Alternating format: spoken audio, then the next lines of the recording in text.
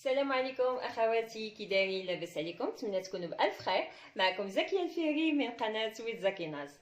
اليوم ان شاء الله غادي نشارك معكم افكار لافطار الفطور اللي ممكن توجدوه للاطفال ديالكم المدرسه. انا كنعرف بلي بزاف ديال الامهات كيحيروا ما تعرفوش اشنو ممكن يقدموا لولادهم في الفطور.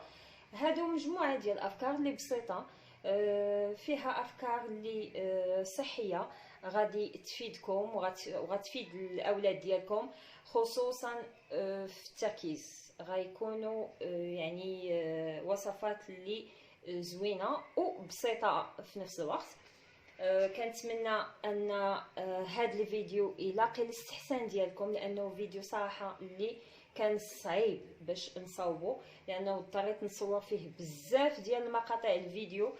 ماشي بالسهل انني نصور يعني مجموعه ديال الافطارات في نفس الوقت، فبعض المرات كيكون التصوير في الصباح، بعض المرات في العشيه. المهم كنحاول ما امكن انني نجمع مجموعه ديال الوصفات ودرتها لكم في فيديو واحد. فكنتمنى انكم ما تبخلوش عليا باللايكات ديالكم، لانه فعلا هذا الفيديو خدا مني مجهود كبير بالمقارنه مع الفيديوهات الاخرين. الفيديوهات الاخرين كيتصوروا في وقت واحد، ولكن هذا الفيديو تصور على عده مراحل وعده ايام. كنتمنى انكم ما تبخلوش باللايكات ديالكم وبالتعليق ديالكم. الناس اللي كيشوفوا القناه ديالي اول مره، مرحبا بهم، شرفوني، وكنتمنى يتسجلوا ويفعلوا الجرس باش يتوصلوا ان شاء الله بالجديد ديالي. ما تبخلوش بالبارطاج، كنتمنى هذا الفيديو تبارطاجيوه مع الاحباب ديالكم والاصدقاء ديالكم باش تعم الفائده، خصوصا انه فيديو اللي مفيد جدا. اول افطار غادي نبدا معكم هو افطار اللي غادي يكون بسيط. غادي نحتاج فيه، غادي ندير هاد مجموعه ديال الحوايج اللي غادي تكون اتارتيني. هنا غادي نوريكم اشنو درت. هذا الزيتون الاسود. هاد الزيتون الاسود اشنو درت؟ خديته وطحنته مع زيت العود ومع الفرماج، الفرماج المربع او لا فرماج مثلث اللي بغيتو. حاولوا غير واحد الحاجه، انه هاد الزيتون تحاولوا تلقاو هذاك اللي كيكون شويه ناقص في الملحه، لانه اللي كيكون مالح كيجي تاني طاغي بزاف، فاللي ناقص في الملحه غادي يجي هو هذاك. هذا بحال شكل ديال مربى التين او الشريحه، ولكن في نفس الوقت صحي. علاش؟ لانه هذا صوبته صراحه بالثومه. انا غادي نوريكم الطريقه. صوبته بالثومه وزيت العود والشريحه بخرتها. وهذا كما كتشوفوا الفول السوداني، زبده الفول السوداني، كنت ديجا شفتها معكم في واحد الفيديو. هنا اللوز والقرقاع والزبيب. وغادي ناخذ هنا الطوست. انا كنفضل الطوست الكامل. هنا غادي ندير صراحه الزيتون، لانه ولدي تيحماق على هاد الزيتون بهاد الطريقه. غير جربوها البنات، راه تيجي غزال. الوقيته اللي تكونوا كتفرجوا في التلفازه، شدوا الزيتون بحال وجلسوا تبداو تصاوبوا فيه بحال هكا، ومن بعد طحنوه. حيت صراحه بعض المرات كيكون الواحد غير تيعجز. وواحد الكويس ديال اتاي هنا صوبته بفليو. هانتوما الرزه ديالو. هذا هو الاقتراح ديال الافطار الاول، كيجي على هذا الشكل. هذه البنات هي الطريقه اللي كنصاوب بها الشريحه ديالي. كنقسمها على جوج من بعد ما كنكون غسلتها، وكندير الفصوص ديال الثومه.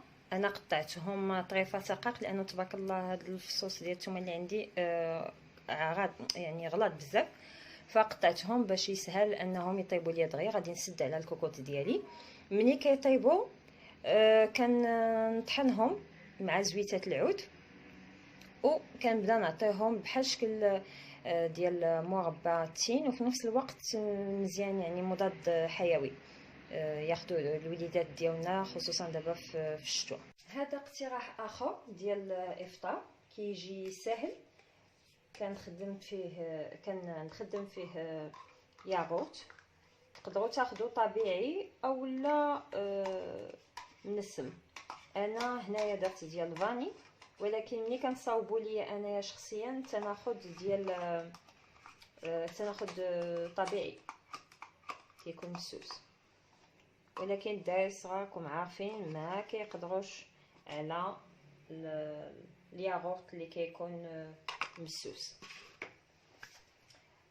هنا غادي ندير هاد الموسلي اللي كنت حضرته من قبل معاكم. تيعجبني بزاف وتيجي غزال البنات.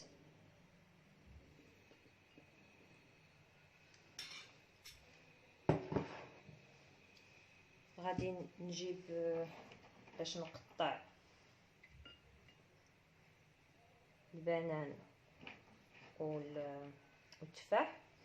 هنا غادي ندير شويه ديال المكسرات، درت اللوز والكركاع والزبيب. غنمشي نجيب الموس. هنا جبت الموس، غادي نصاوب البنان.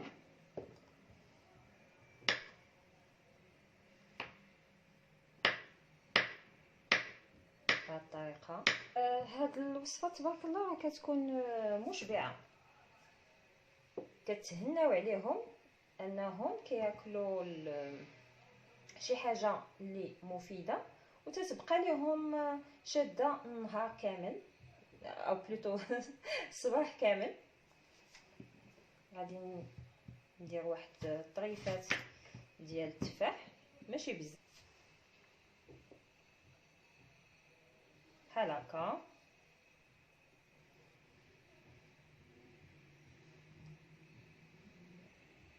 وها هو لو بلا ديالي، يعني الياغورت بالموسلي كيجي على هذا الشكل. الوصفه الثالثه انا درت الماء غليان وغادي ندير هنايا الشوفان. خلصت الشوفان العادي بداك الموسلي اللي صوبته من قبل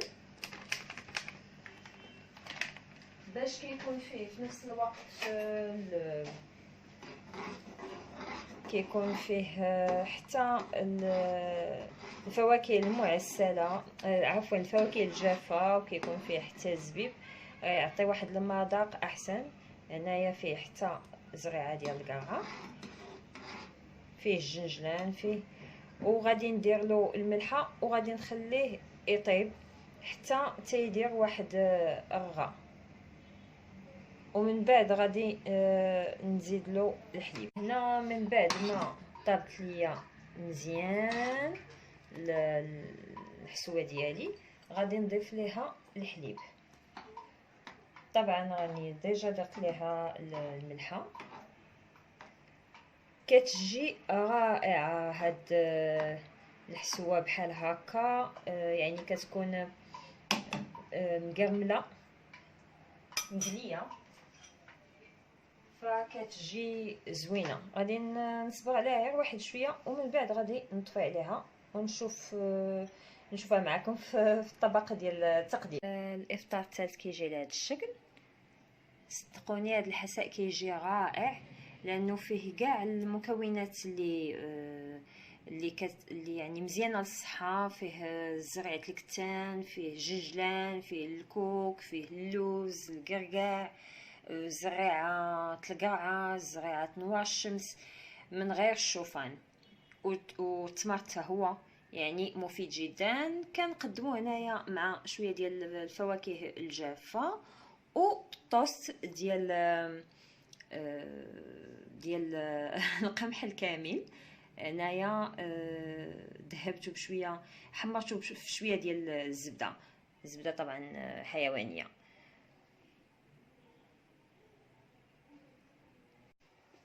دابا غنوريكم واحد الافطار اخر فيه توست قمحي الكامل. هنا درت واحد البيضه مع معلقه ديال الحليب وشويه ديال العسل الليمون، واحد الموزه و البينات باتر. اول حاجه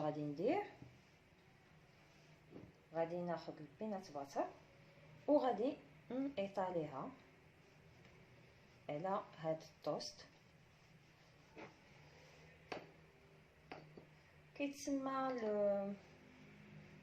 فرانش توست وتيجي بحال هكا صحي.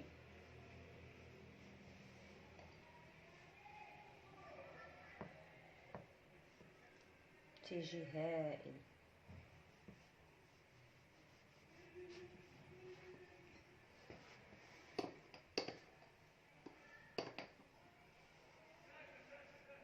الموزه ديالي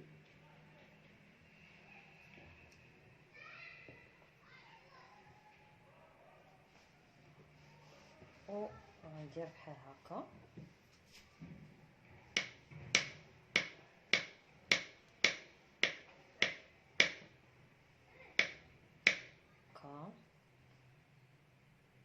غنعمرو بحال هكا.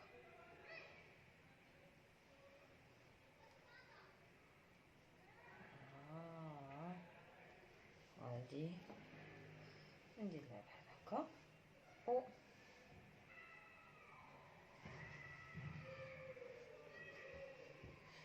ودابا غادي نبدا ندير الطوست ديالي في هذا البيض بحال هكا ونديرو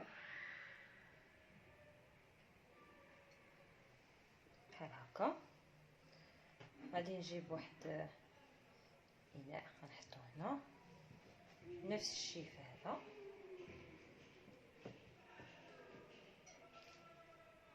فوالا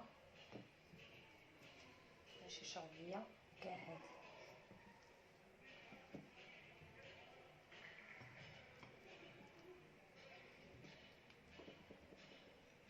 وغادي نطيبو في الزبده. انا درت في المقله الزبده وغادي نطيب الطوست ديالي.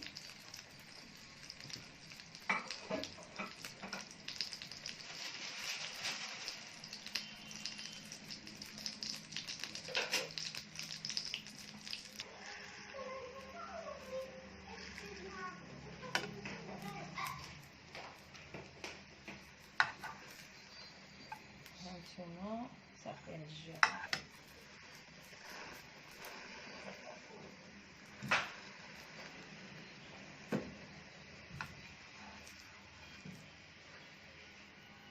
من بعد ما طيبت الطوست ديالي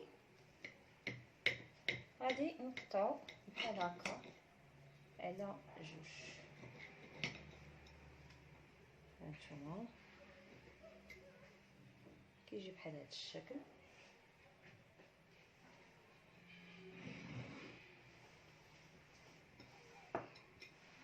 نمسح و نقدم معاه واحد الكاس ديال الحليب بالشكلاط.